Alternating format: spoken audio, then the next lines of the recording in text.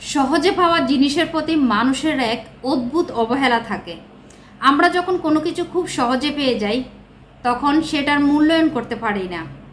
ধরুন আপনি ফ্রিতে অথবা উপহার হিসেবে একটা কফি পেলেন, তখন সেই কফির প্রতি আপনার তেমন মনোযোগ থাকে না। কিন্তু একই কফি যদি আপনাকে টাকা দিয়ে কিনে খেতে হয়, তখন সেই কফির স্বাদ, গন্ধ, এমনকি সেটার পরিবেশনটা পর্যন্ত আপনি উপভোগ করে থাকেন। সহজলভ্যতা যেন আমাদের অনুভূতিকে স্নান করে দিয়েছে। আমরা বেমালুম ভুলে যাই যে একটা জিনিস যখন আমাদের কাছে আসে সেটার পিছনে কতটা কষ্ট, কতটা পরিশ্রম, কতটা ভালোবাসা লুকিয়ে থাকে। আমরা মনে করি যে এটা তো খুব সহজে আমাদের কাছে চলে এসেছে, তাই আমরা সেটা মূল্যায়ন করতে পারি না। কিন্তু আমাদের কাছে আসা প্রত্যেকটা জিনিসের পেছনে একটা অর্জন, একটা মূল্য অবশ্যই থাকে। মানুষ নিজে যেটা কষ্ট করে অর্জন করে সেটার মূল্য তার কাছে বরাবরই বেশি।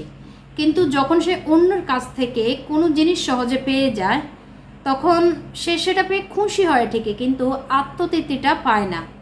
যার কারণে সে সহজে পাওয়া জিনিসের মর্যাদা দিতে অপারগ। সহজে কোনো কিছু পেলেই মানুষ সেটার মূল্যায়ন করে না, কিন্তু যে ব্যক্তি সেটার মূল্য বোঝে সে কিন্তু ঠিকই তার মর্যাদা দেয়।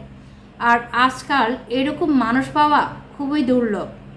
আমাদের সমাজে এরকম বোধ শক্তিসম্পন্ন মানুষ খুবই কম। আমরা প্রকৃতি থেকে পাওয়া কোনো জিনিস মূল্যায়ন করতে পারি না, যেটা সহজে পাই সেটা মূল্যায়ন করি না। এমনকি আমরা বাবা মার নিঃস্বার্থ ভালোবাসা পর্যন্ত মূল্যায়ন করতে পারি না। ফ্রিতে পাওয়া পানিটা পর্যন্ত আমরা অপচয় করি। এগুলো সবই আসলে মানবিকতার অভাব, শিক্ষার অভাব। একমাত্র শিক্ষাই পারে আমাদের চোখ খুলে দিতে।